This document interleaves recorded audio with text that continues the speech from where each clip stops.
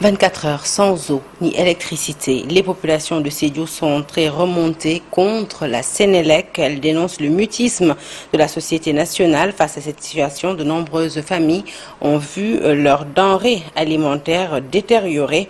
Micro-trottoir signé Bakary Conté. Il peut y avoir des incidents. Soit c'est la pluie, ça on ne peut pas avertir. Mais dans ce cas précis, c'est un jour de samedi, un jour de week-end. Alors que nous, si on ne parvient pas à payer nos factures, on nous coupe.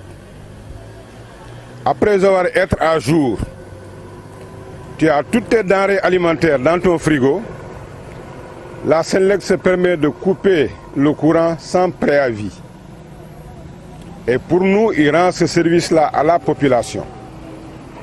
Donc, il doit avoir le minimum de respect pour au moins, s'il doit couper le courant, 24 heures ou 48 heures, il doit avertir la population, comme ça nous allons prendre nos précautions. Et ce n'est pas le cas.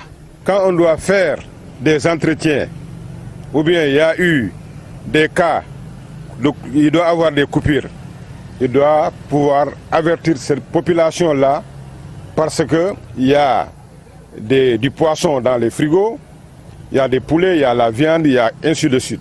Il semblerait qu'il y a eu un incident et c'est ce qui a causé cette coupure d'électricité.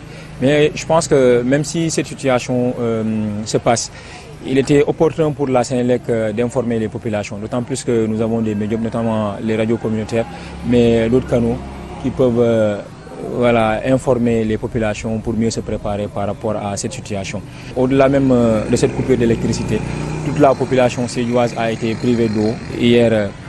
Donc c'est une situation que nous déplorons. C'est le lieu aussi pour moi d'attirer l'attention de la Sen'Eau par rapport à cette coupure. Nous avons l'impression que Sen'Eau n'est pas autonome en électricité. Et ce qui fait qu'aujourd'hui, quand il y a coupure, la conséquence est qu'il y a coupure de robinet aussi. C'est cas pareil, il fallait faire passer la communication au peuple avant de faire quoi que ce soit. Donc ce qui montre qu'ici, au Sénégal actuellement, on est dans une situation extrêmement difficile. Santhiou Mame Gor, c'est dans la commune de Diender, département de Thiès, sur place.